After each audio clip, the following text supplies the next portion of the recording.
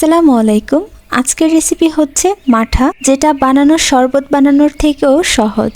রোজার মাসে আমরা ভাজা পোড়াটা একটু বেশি খেয়ে থাকি। আপনি চাইলে খুবই অল্প সময়ে এই মাঠাটা বানিয়ে নিতে পারেন। ইফতারিতে ভাজা পোড়া খাওয়ার পর এই মাঠাটা খেলে পেট কিন্তু অনেক ঠান্ডা থাকে। মাঠাটা তৈরি করার জন্য আমি এখানে ঘরে পাতা দই নিয়েছি।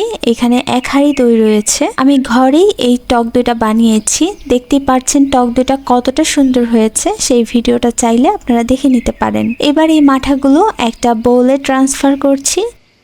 এই টক দইটা আমি কিন্তু একদম অথেন্টিক ভাবে বাসায় তৈরি করেছি, আপনি চাইলে দেখে নিতে পারেন।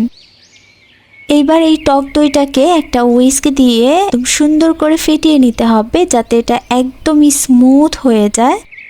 মাঠা তৈরি করার ক্ষেত্রে সবচেয়ে দরকারি কাজই হচ্ছে এইটা। আমি এটাকে একদম ভালো করে হুইস্ক করে নেব।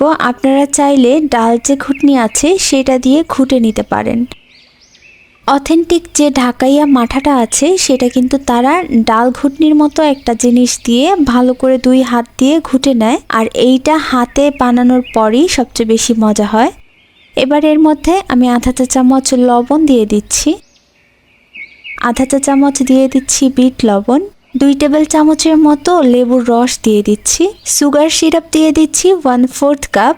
এটা সাধারণত আমি চিনিটা গলিয়ে নিয়েছি পানি দিয়ে আঁচ করে, সেটাই হচ্ছে সুগার সিরাপ। চিনি যতটুকু নেবেন তার অর্ধেক পরিমাণ পানি দিয়ে সেটাকে আঁচ করে নিলেই সুগার সিরাপ রেডি হয়ে যাবে। এখন এটাকে নেড়ে ভালো করে মিশিয়ে নিচ্ছি। 1 কাপের মতো ঠান্ডা পানি ব্যবহার করব। আপনি কতটুকু ঘনত্ব রাখতে চাচ্ছেন আপনার মাঠাটা, সেইটার পরিমাণ বুঝে আপনার পানিটা ব্যবহার করতে হবে।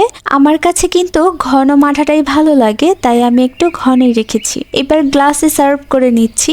আমাদের মাঠা রেডি। ইফতারিতে এরকম 1 গ্লাস মাঠা খেলে পেট কিন্তু একদম ঠান্ডা হয়ে যায়। আর আপনি শরবতের বদলেও কিন্তু এই মাঠাটা রাখতে পারেন।